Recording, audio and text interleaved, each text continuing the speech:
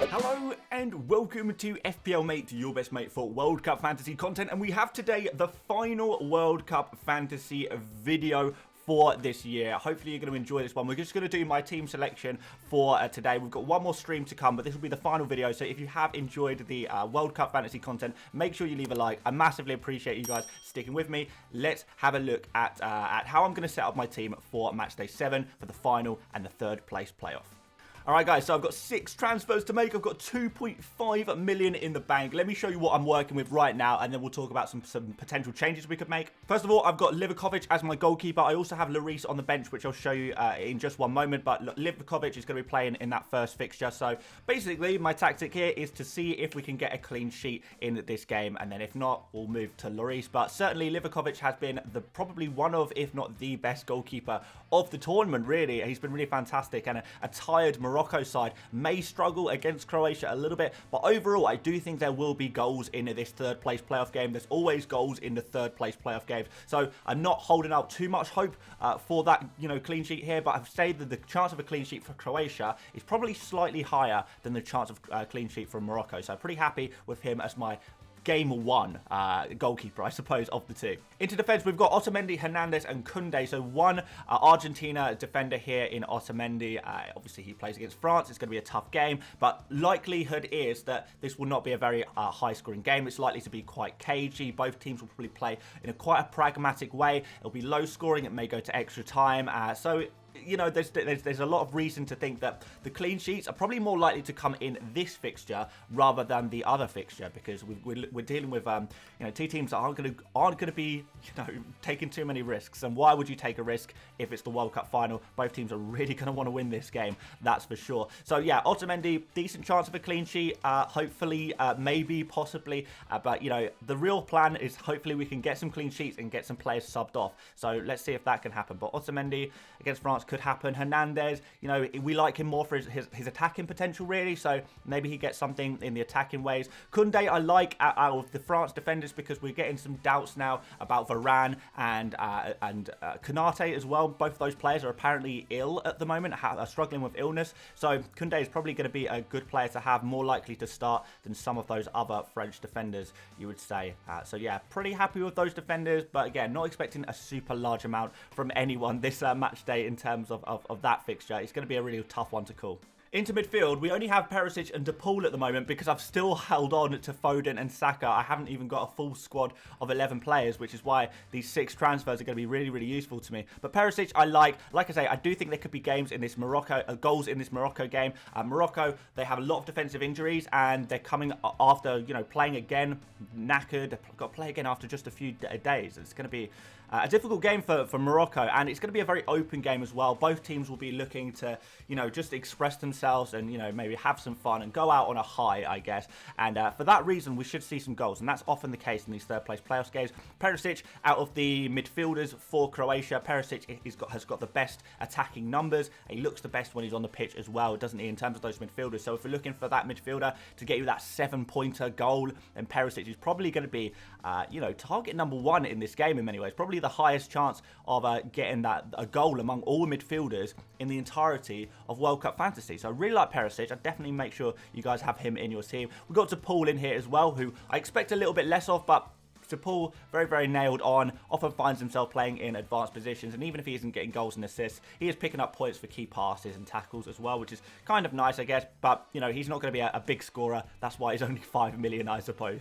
In the forward positions, we have Messi and Mbappe for very obvious reasons, the 2 star players of the tournament, the 2 players that can produce those moments of magic that I think are probably going to be needed in order to turn this game from a low-scoring game to a game with any goals whatsoever. You're going to need a Messi moment. You're going to need an Mbappe moment. Obviously, they're both going to be playing against each other, which is a very difficult fixture for each of them. So there's no guarantees of super high scores in the same way as we kind of expected high scores from these players in previous match days. This match day is not so much the same thing. It's going to be difficult for them in this game, but I'm sure if you're betting on anyone to get goals in this game, Messi and Mbappe, or assists, both of them very creative players as well. We've got Giroud in here as well, who I do kind of fancy in a way in this game. Giroud, you know, being that the big man, you know, winning his aerial duels, if he's playing against a defence that is sitting quite deep, which both teams are probably going to have to struggle with, you do want that big man, you do want that target man, that clinical striker in there, and that's exactly what Giroud is.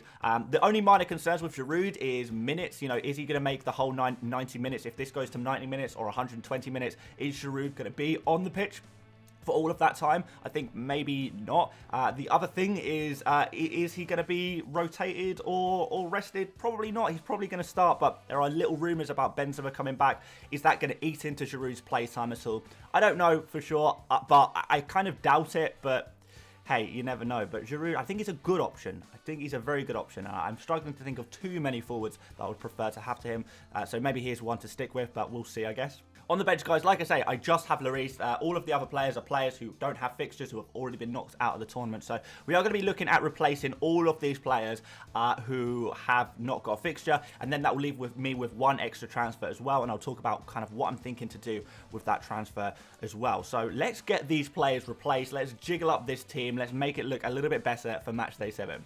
Okay, so this is what I have ended up with, using 5 of my 6 transfers, just replacing those players who don't have a fixture. So some players you can see have moved to the bench. So De Paul, Koundé and Otamendi have all moved to the bench now.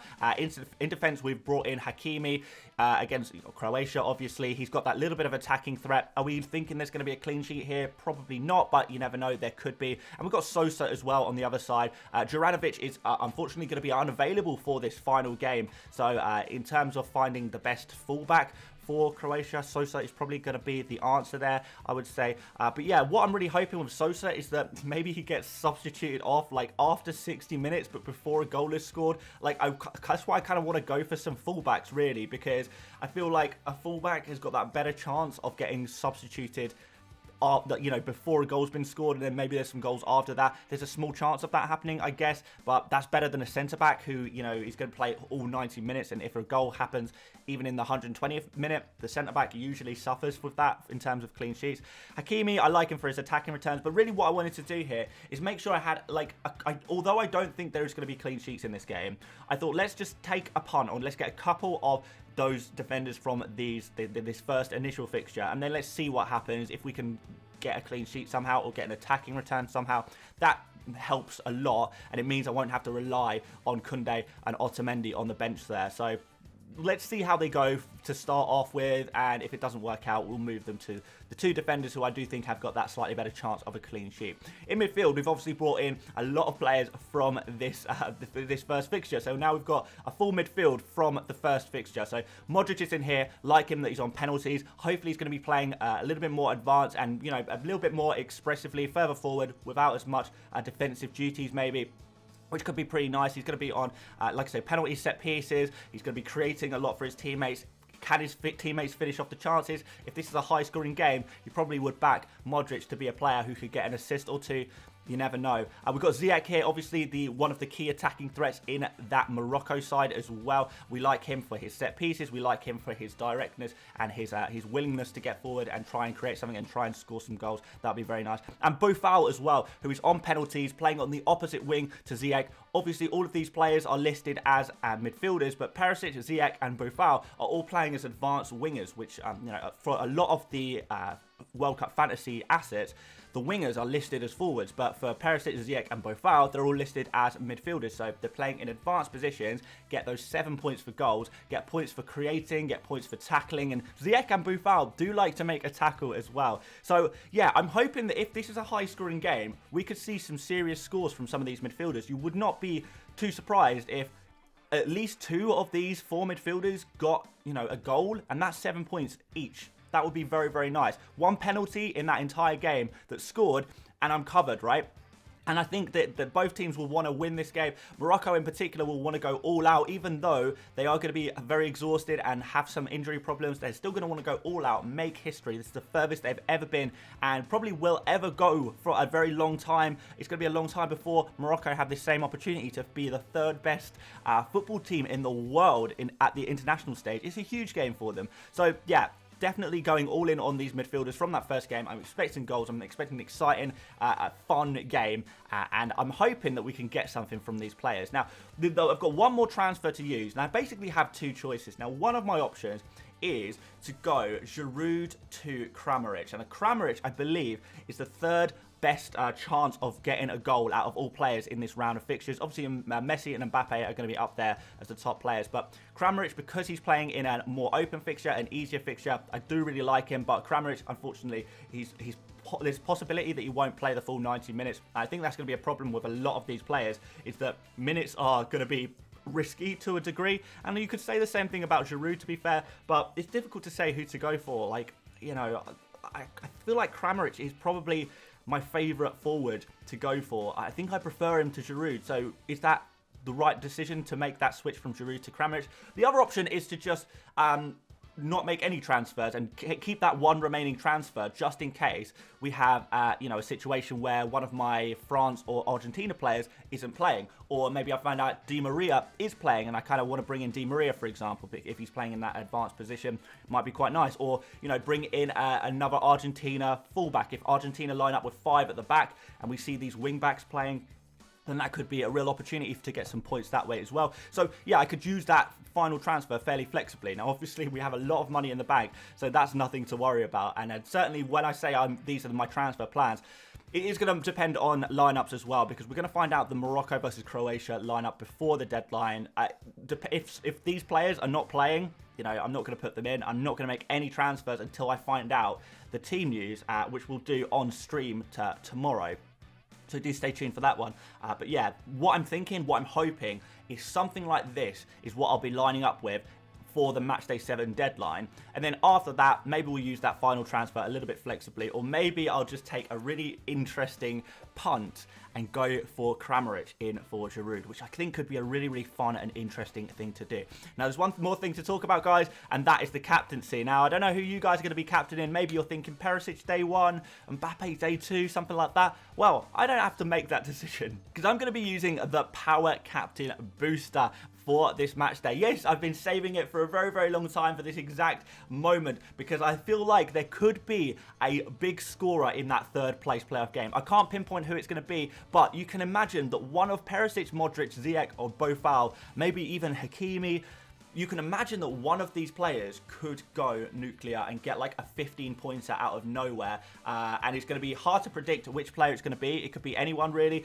Certainly in the actual final itself, Messi and Mbappe are obvious captains, but are we expecting them to get, you know, score 2 or 3 goals? Definitely not. Whereas these midfielders get extra points for their goals, and it could be a really high-scoring game. So overall, I feel like this is a great time to use Power Captain. It's what I've been waiting for so long. This moment where it's very difficult to pick who will score in high-scoring matches. Let's see what happens. Hopefully we can get something very, very nice from this. And I'm just glad I don't even have to think about captains this match day, because I have struggled a little bit with captaincy over this World Cup. In fact, I feel like the captaincy has been the one thing that's let me down from having a very good rank to an insane rank. I feel like, you know, I'm around 8,000th in the world at the moment, which is very good. I'm very happy with that. But what it could have been if I did just a little bit better on my captaincy. But this week, no problem. It's going to be sorted for me. Right, guys, that is the end of World Cup fantasy content, excluding the stream tomorrow. The stream tomorrow will be the final bit of World Cup fantasy content, but this is the final video, so I really appreciate you guys watching. Like I say, please do like, please do subscribe, and yeah, just thank you for sticking with me, because I know this hasn't been for everyone. Obviously, you guys who are watching this to this point in the video are probably very interested in World Cup fantasy content, and you guys are just legends, so I just really, really appreciate it more than anything.